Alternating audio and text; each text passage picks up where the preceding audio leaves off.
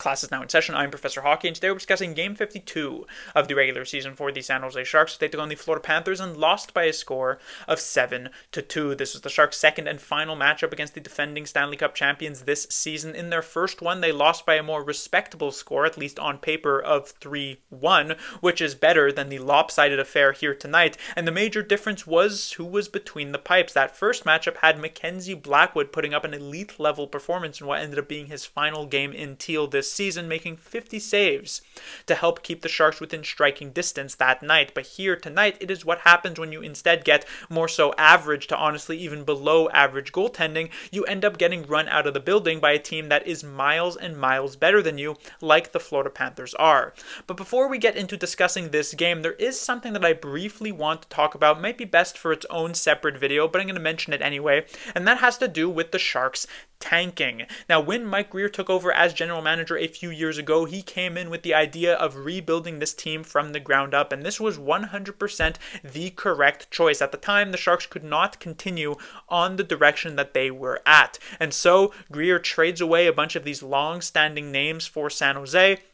He tosses away the 22-23 season and picks up Will Smith at 4th overall. He tosses away the 23-24 season and picks up Macklin Celebrini at 1st overall. And while this year I wouldn't fully consider it to be tanking, that's neither here nor there. The fact of the matter is that the Sharks find themselves right at the bottom of the standings yet again, really only competitive with Chicago for that last place spot, meaning they are almost certainly going to end up with a top 4 pick in this year's draft. Yet another really good player to add to their system, and it is tempting as a San Jose Sharks fan to say, why not continue in this direction? Next year, Gavin McKenna is viewed as a really, really great 1st overall pick. Why not tank to try and pick him up as well? And then in 2027, it is Landon Dupont who is viewed as that 1st overall selection, a potential generational talent at defense. Why not try to pick him up as well? But the thing is that it is very easy from the outside looking in as a Sharks fan to say, well, just toss away a couple more seasons here. What's the harm in that? But for the players who actually have to go through the day-to-day,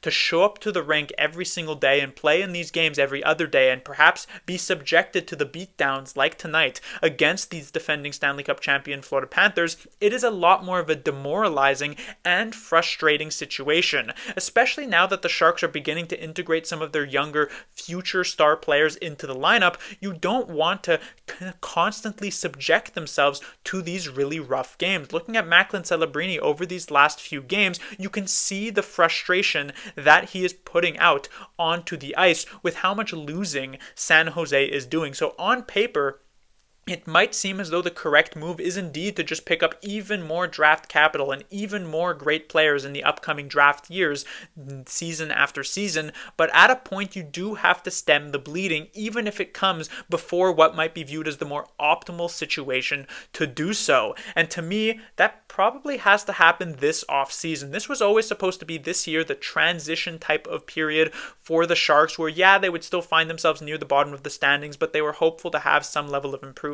Finishing dead last here, it might not be viewed all that greatly, but next year you have to be able to take that big step forward if you are the San Jose Sharks. Now, that is not to say that they need to make the playoffs next year. That would be pretty crazy to happen. And it's not even necessarily to say that they need to be within like a couple points of the playoff picture. But you want to bring a general level of respectability back to this franchise. As of late, they have been circled on each of these teams' schedules in the NHL as 2 free points to pick up, or as like a trap game that you want to avoid falling into. But San Jose, you really want to bring that level of play upwards to reach a level like, for instance, where the New York Islanders or the Seattle Kraken are this season. Teams that aren't really a threat to make it to the playoffs, but still a team that can take wins off of some of the better ones in the NHL.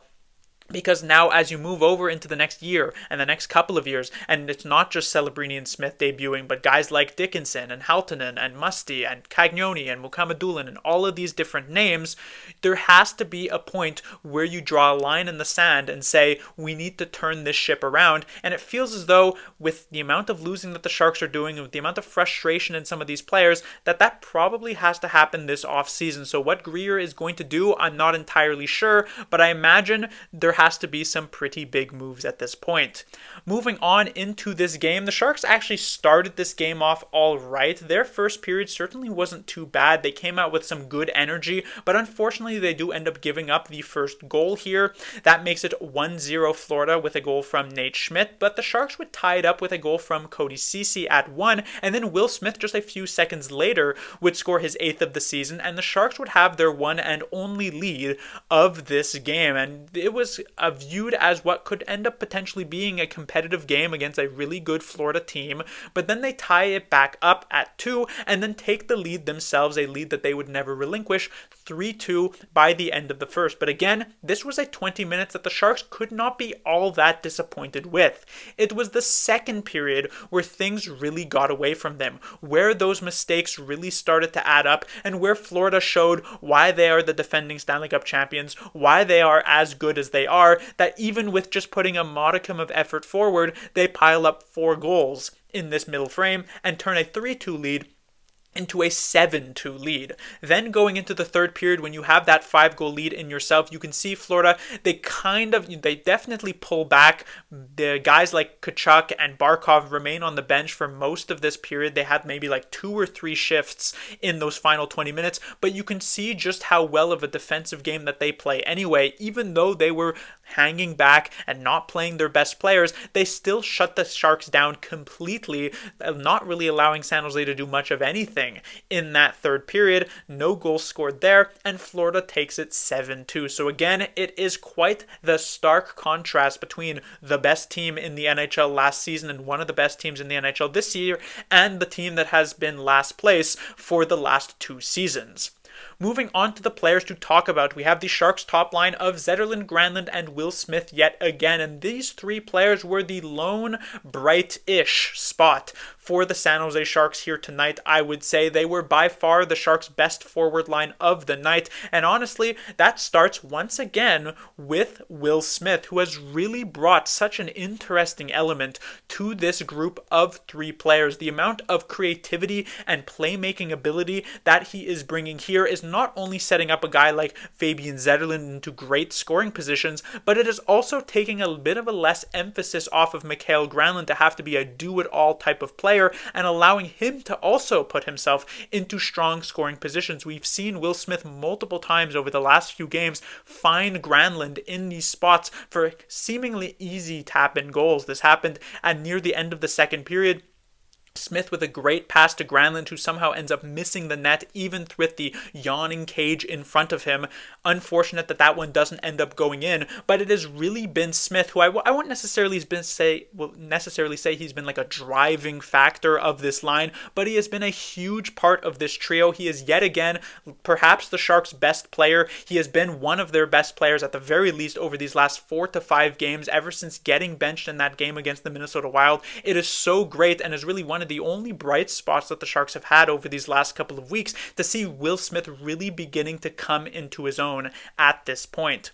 When it comes to his 2 line mates, Mikael Granlund, like I said, Granlund has been able to find himself into a sort of less offensively pressured role. He doesn't have to be fully the driving force of this line who sets up every possible play, because Will Smith has taken some of that responsibility from him, and so Granlund can get back to doing what he does best, which is being that solid 2-way, 200-foot type of player who's got good skating, who can make a move, but he can also put himself into a good scoring position. And so we see yet again that he was one of the Sharks' better players here tonight, and as I mentioned, credit does have to go to his teammates here. And then when it comes to Fabian Zetterlund, I wouldn't say that Zetterlund was, a huge driving force either. And you could certainly argue that of these 3 players, he continues to be like the weak link, but that's not really saying much of anything. I still loved Zetterlund's energy here tonight. I still loved the way that he skated, the way that he played, the way that he set himself up for chances. And as I mentioned, this was the bright spot, the bright line for the San Jose Sharks here tonight. These 3 players, if you could kind of replicate that performance through the lineup, the Sharks would be a lot better. It's just that it's very difficult to it's easier said than done to have that happen. But these 3 players, there's not a ton of criticism that you can really give towards them.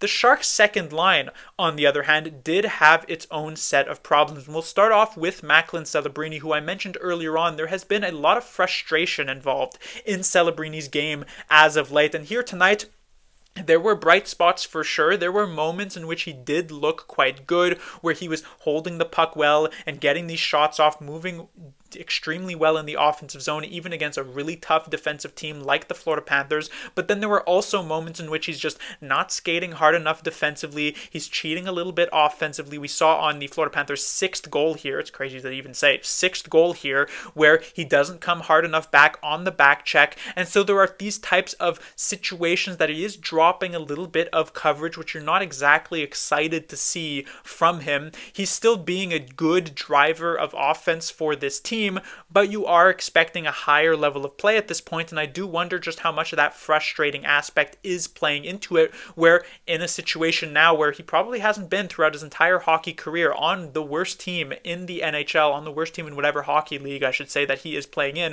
where he might not feel as though he can make that direct impact on the game that gets his team wins, if that is a sort of a tough spot for him to find himself in at this point. So for Celebrini, he has had great games as of late. I don't want to say that he's just been slumping for sure. He's putting up the points. He's doing well. He's been a good player for San Jose, but it's just about trying to keep up that, I guess, hype level and keep up that motivation level even with the Sharks losing as much as they are.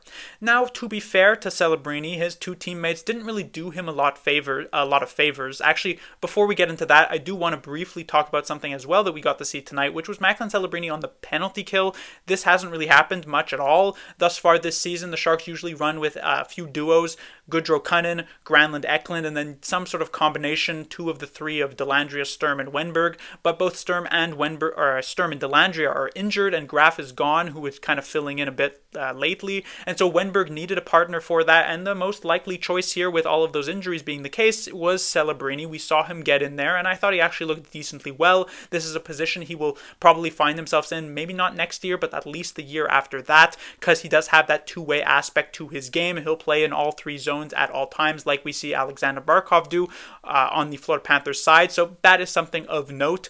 Moving back to his two line mates of Eklund and Toffoli, as I mentioned, I don't think they really did Celebrini a lot of favors here tonight. Toffoli continues to look like he has lost a step due to the injury from a couple of games ago.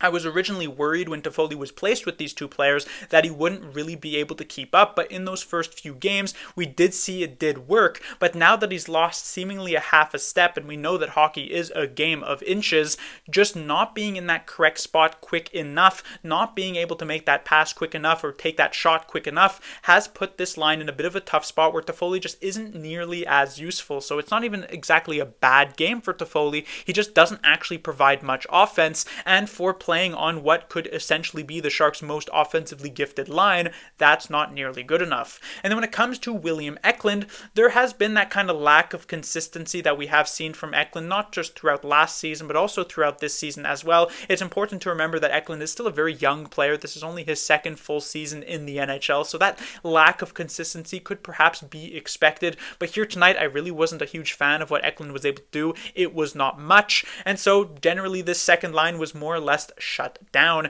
And in a situation where the Sharks had that final change, so they were able to avoid some of the more tougher matchups for Celebrini, he didn't have to face down Barkov every single shift, though it did happen a few times, it's a little bit more disappointing.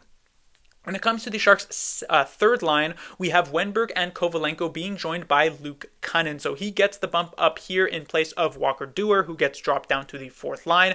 This third line was, I guess, okay-ish. They were very low event, low impact. I wouldn't mention that the Panthers were getting tons and tons of great chances when these three players were actually on the ice, which is a good thing, but they also weren't really providing much offense at all for the San Jose Sharks when they were on the ice either. And so this was kind of like a return to the normal for Alex Wenberg, who had like a very average impact type of performance. Kovalenko, I didn't really notice a ton. He laid a couple of decent hits. He was relatively physical, and then you had one really bad giveaway, I believe, in the third period of this game, but outside of that, there wasn't a ton of like really positives, huge positives from him.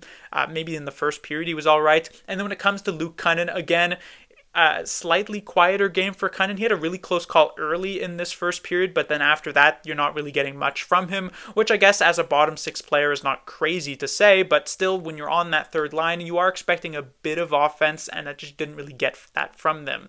And then we come to the Sharks' fourth line, where we have Goodrow being joined by Walker Duehr, who we saw make his debut with the Sharks last game, and they're joined by Scott Sabourin, so he was the AHL call-up, interestingly enough, for the San Jose Sharks recently. In the past, this season, when the Sharks have needed someone to come in and play in a fourth line role, they have gone with Ethan Cardwell, but it seems as though San Jose is kind of doubling down on trying to keep the Barracuda in a good spot, and considering Sabourin is like the, 6th or 7th best forward on the Barracuda, while Cardwell is perhaps a top 3 player for them, with how much of an impact that he does bring, you're hurting the Barracuda, who did play earlier today, by calling him up. So Sabourin to fill in this type of role, I guess I can understand it from Greer's perspective. Now, Sabourin immediately, right from the get-go, makes his presence known. He throws like a huge hit. He runs a guy over, then a couple of other hits on that very same shift. And that's pretty much where his game started and finished. There was really not much else doing for this fourth line for the rest of the night. In fact, that they were a distinct liability on the ice consistently for San Jose. I've talked constantly about how they are very much missing Nico Sturm's presence here. That was once again quite clear. Duehr couldn't seem to really handle the puck all that well here tonight. Sabourin as well was misplaying it at times, though I will say positionally I thought he looked all right offensively, just misplaying pucks as he does. And then Barclay Goodrow, he was kind of shielded a little bit by the presence of a Sturm or of a Dellandrea or of a Cunnin on these fourth line, where he could end up looking a bit better. But in a situation where he's surrounded by two players who could potentially be more so AHLers on most other teams, considering Sabourin literally is an AHLer, and then Duehr was just waived by the Calgary Flames, it puts him in a bit of a tougher spot, and Goodrow was not good here tonight. And so this fourth line being pretty bad and a liability for the Sharks yet again. When it comes to the Sharks' defense, we have the top pairing of Wallman and Ceci, which have been really bad most of the time as of late. Here tonight, though, I will say they started this game off actually rather well. I thought they were the Sharks' best defensive pairing during the first period of this game, doing a lot to generate offense for San Jose. Of course, Cody Ceci scores that goal, but not just that. We have multiple other moments in which guys like Wallman in particular are stepping up in a big way. But in the second period, things began to fall apart a little bit as the Panthers began to push. With this being the top defensive pairing, they are kind of on the ice a lot, and so they get abused a good bit as well. There were some very obvious mistakes being made on top of that. The Tkachuk goal that Jake Wallman kind of just lets Tkachuk get by him on the penalty kill was not a great look for him. And so while this first pairing, I can't say were terrible, you would have liked to see them kind of sustain that first period performance. When it comes to the Sharks' second pairing, we have Ferraro and Liljegren for yet another game in which many of the other Sharks defensemen have been looking quite bad. They were at the top of the heap yet again. Ferraro looking rather decent. He sets up that Will Smith goal-ish. I mean, it wasn't really an intentional setup, but still, he's on the ice. He picks up the plus for that one. Liljegren as well. There were some small mistakes being made for sure, but all in all, you can't really be all that upset with what these two defensemen were actually doing here tonight. And then we get to the Sharks' third defensive pairing of Thrun and Vlasic. And I never thought that I was going to say this at any point this season, but I actually kind of miss Jan Ruda in the lineup. For all of the faults that he had, especially at the beginning of the season, he had been like relatively decent-ish as of late over the last 20 to 25 games. And seeing Thrun and Vlasic, with Vlasic playing on his offside here tonight, this could perhaps go down as the worst game of a Sharks defensive pairing this entire season thus far. And that's saying something, because we were subject to watching like a dozen games of Ferraro and Ruda back at the beginning of the year. But this Thrun and Vlasic pairing just was not it here tonight. Just disaster after disaster. The first period that was actually pretty good for San Jose, the major reason I should say, definitely not the only one, I'll get to that in a little bit. One of the major reasons they found themselves actually trailing by the end of that first period was because this third defensive pairing was as bad as it was. So a really bad look for both of these players. I'm not even going to isolate one over the other. Both of them had probably their worst performances of the entire season. They absolutely need to be better. And then finally we get to the Sharks goaltending. We have who was the starter, Alexander Georgiev, and then we have who filled in, Yaroslav Askarov. Both of these goaltenders made an appearance here tonight. Georgiev starts. He lets in 3 goals in the first period, and honestly, it was not a great look, even remotely so. This first goal from Schmidt is one that is really not through much traffic, and it's from quite far out that he is not able to get a body on to block this one. Then we also have the third goal scored by the Panthers in this first period. Similar type of situation, a shot from quite far out that somehow manages to get by him. The second goal, at the very least, I will be more lenient on, but not a great look anyhow. And then when it comes to the beginning of the second period, he lets in that fourth goal, and that did it for his night. So Georgiev is very much here for this game. He lets in those 4 goals. Askarov comes in, and I'll be more lenient with Askarov because the 3 goals that he lets in, kind of no chance on them. The Tkachuk one was a really great play, honestly, from Tkachuk. This was a fantastic tip. Then the Boqvist goal, he has absolutely no chance on either. He tries to stretch across, but there's just not the defense coming for him. And then on that 7th goal, also really, really tough spot. And so this is a situation here, I would say, that Georgiev was not very good. Askarov was at least a little bit better, but still, when you let in 7 goals as a unit, you're not going to be winning a lot of hockey games. And so while we can sit here and discuss the Sharks' defense until the cows come home and say they need to absolutely be better, so does the goaltending. They do not escape the criticism here. But that will do it for this review. The Sharks will be back in action on Monday. They'll be taking on the Pittsburgh Penguins. The Sharks have played the Penguins before this season. They did lose in a shootout, and they'll be looking to try and get some revenge. And against a slightly easier opponent here, I guess, though a desperate one trying to still be able to make the playoffs this season, hopefully the Sharks can at least get a win to bring some life back into this team. Class dismissed.